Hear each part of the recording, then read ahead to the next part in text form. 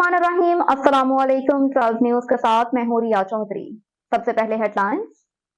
Islamabad high court ने cipher case में vice chairman PTI और साबिक वजीर खारजा शाह महमूद कुरैशी की जमानत मुस्तरद करने का तफसीली फैसला जारी कर दिया। Chief justice Islamabad high court justice Aamir Farooq ने 10 सिफात पर मुश्तमिल तफसीली फैसला जारी किया, जिसमें अदालत ने कहा कि जुर्म पर उभारने, जुर्म की साजिश या मुआवनत करने वाले को मरकजी जुर्म करने ही की तरह देखा जाएगा। अदालती फैसले के मुताबिक चेयरमैन पीटीआई पर लगी दिफात में उम्र कैद सजाए मौत है। शाह महमूद कुरैशी को इसी तनाज़ुर में देखा जाएगा। बिलाशुबा जमानत सजा रोकना नहीं, लेकिन उम्र कैद सजाए मौत के मुल्जिमान को अदालतें जमानत देते हुए एहतियात से काम लेती हैं। इस किस्म के केसेस में जब तक माकूल वजह मौजूद ना हो, जमानत नहीं दी जा सकती। लाहौर की एहतसाबी अदालत ने आशियाना इकबाल रेफरेंस में साबिक वज़ीर आज़म शहबाज शरीफ, निगरान वफाकी वजीर फवाद हसन फवाद और निगरान वज़ीर आज़म के मशीर अहद चीमा समेत 10 मुल्जिमान को बरी कर दिया। आशियाना हाउसिंग रेफरेंस में शहबाज शरीफ समेत 13 मुल्जिमान की एहतसाबी अदालत में बरियत की दरख्वास्तों पर समाअत हुई। अटॉर्नी जनरल और नैब ने अपनी रिपोर्ट पेश कर दी। नैब प्रोसिक्यूटर का कहना था कि सुप्रीम कोर्ट का फैसला मौजूदा केस पर असर अंदाज नहीं होता, जिस पर अदालत ने कहा कि बरियत की दरख्वास्तों पर 2 घंटे तक फैसला दूंगा। झूठे मुकदमात में बेगुनाही शहबाज शरीफ के सबर का इनाम है। पाकिस्तान मुस्लिम लीग नून की मरकजी सेक्रेटरी इत्तलात मरियम औरंगजेब ने आशियाना इकबाल रेफरेंस में शहबाज शरीफ की बरियत पर इजहार तशक्कुर किया। उन्होंने कहा कि अल्लाह ताला ने शहबाज शरीफ को झूठे मुकदमे में इज्जत से सरफरू फरमाया। शहबाज शरीफ की बेगुनाही पर पूरे पाकिस्तान, पार्टी क़यादत और कारकुनों को मुबारकबाद पेश करती हूँ। नून लीग सादा अक्सरियत से हुकूमत बनाएगी। लाहौर में प्रेस कॉन्फ्रेंस करते हुए साबिक वज़ीर दाखिला राना सनाउल्लाह ने कहा कि अगले हफ्ते नवाज शरीफ की ज़ेरे सदारत पार्लिमानी बोर्ड की मीटिंग होगी। शेड्यूल जारी होते ही इंतखाबी मुहिम शुरू कर देंगे। हमारे पास हर हल्के में 1 से ज़ायद उम्मीदवार है। हमने भरपूर अंदाज में इलेक्शन कैंपेन को मुनज़्ज़म और मुतहरिक अंदाज में चलाना है। इलेक्शन कमीशन की जानिब से आम इंतखाबात की तैयारियां जारी हैं, जिसके सिलसिले में इलेक्शन कमीशन ने चारों सूबों में EMS का कामयाब तजुर्बा कर लिया। इलेक्शन कमीशन ने मुख्तलिफ अजला में regional election commissioners, district election commissioners के दफातर से EMS का तजुर्बा किया।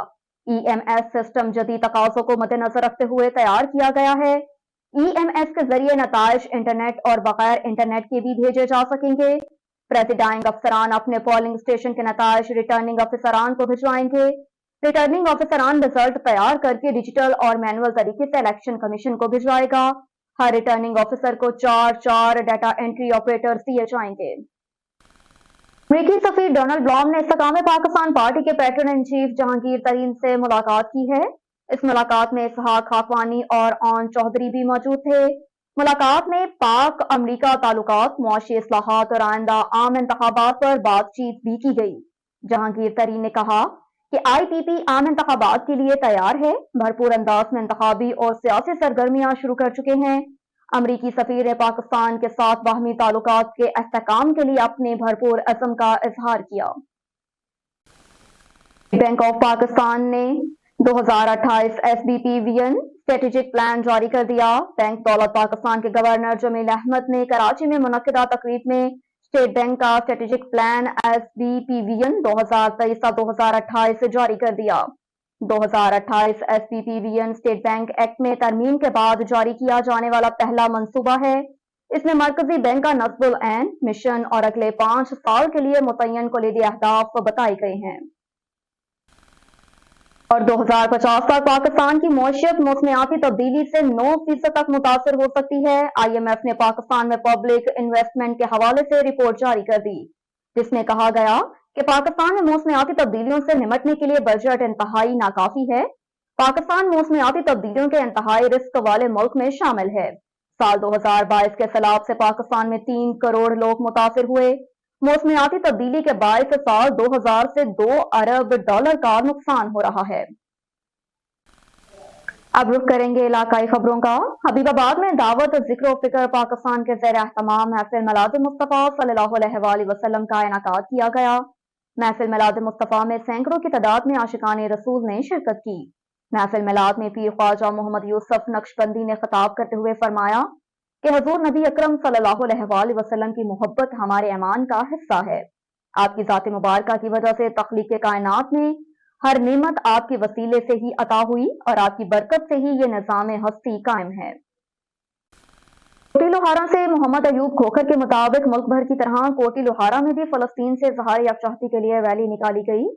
ریلی میں شریک شرکا نے اسرائیلی بربریت کے خلاف پلے کارڈز اور بینرز اٹھا رکھے تھے۔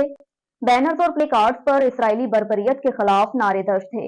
اہل علاقہ کے علماء کرام نے ریلی کے شرکا سے خطاب کیا۔ مقررین کا کہنا تھا کہ ہم فلسطین پر اسرائیلی بربریت کی شدید مذمت کرتے ہیں۔ اقوام متحدہ اور عالمی برادری اپنا مثبت کردار ادا کرتے ہوئے جنگ بندی کرائے۔ ہیڈ مورالا سے حافظ مجید کی رپورٹ کے مطابق سیالکوٹ فخر پاکستان وائس کپتان of Oman cricket team Aqib Ilyas اور مسٹر پاکستان ورلڈ چیمپئن شپ براؤن میڈلسٹ ملک فہیم اوان کو پاکستان سیالکوٹ آمد پر ایک شاندار تقریب کا اہتمام کیا گیا، جس میں اہم شخصیات نے شرکت کی۔ خاص طور پر سیالکوٹ کے تمام میڈیا چینلز نے بھی شرکت کی اور اپنے ہیروز کا پروقار استقبال کیا۔ ایک شاندار ڈنر کے بعد ان کو اعزازی شیلڈز اور خوبصورت تحفوں سے بھی نوازا اور ان کی بڑی عظیم کامیابی کو سراہا۔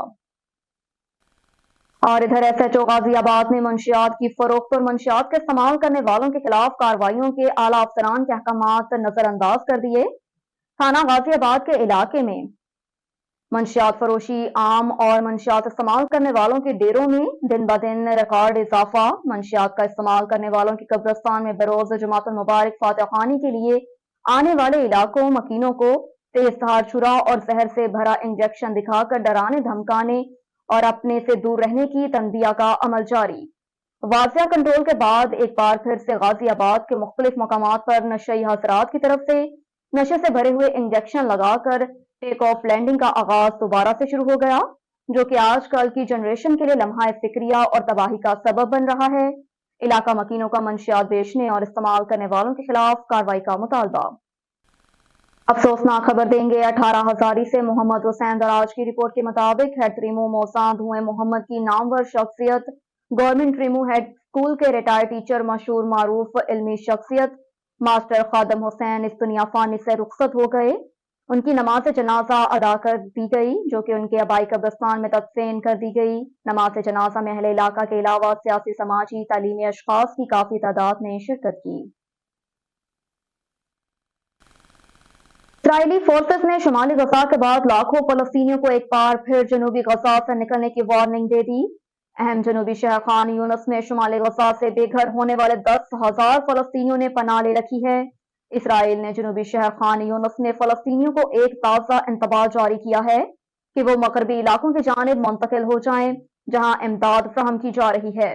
اس سے یہ اندازہ لگایا جا سکتا ہے کہ غزہ کے شمالی علاقوں کو زیر کرنے کے بعد اسرائیل جنوبی غزہ میں حماس پر حملہ کرنے کا ارادہ رکھتا ہے۔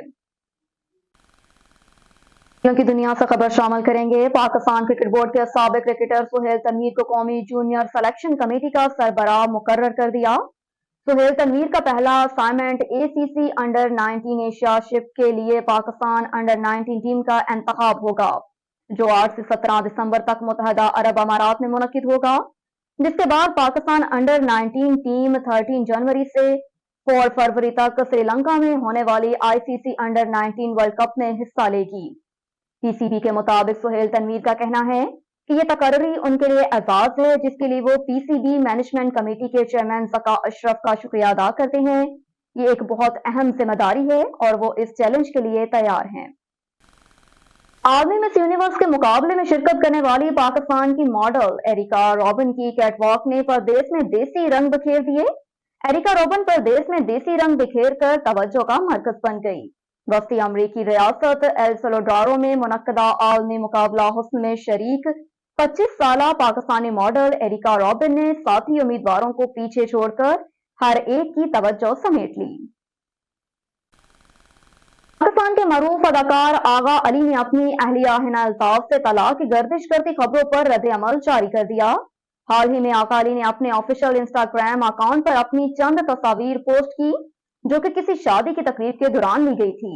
اس پوسٹ پر کمنٹ کرتے ہوئے ایک صارف نے آغا علی سے پوچھا کہ آغا، میں آپ کی بہت بڑی مداح تھی، مجھے سمجھ نہیں آ رہا لوگ آپ کو پریشان کن اندھیے کیوں کہتے ہیں، ہمیں اس کی وضاحت چاہیے۔ صارف کے سوال کا جواب دیتے ہوئے آغا علی نے کہا کہ کون لوگ؟ وہ لوگ ایسا کہتے ہیں جو یہ بھی نہیں جانتے کہ میں کون ہوں اور حقیقت میں کیا ہوں۔ یہ وہ لوگ ہیں جو ہمیشہ دوسروں کو نیچے گرانے کی کوشش کرتے ہیں۔ اب تک کے لیے اتنا ہی، مزید اپڈیٹس کے لیے دیکھتے رہیے 12 نیوز۔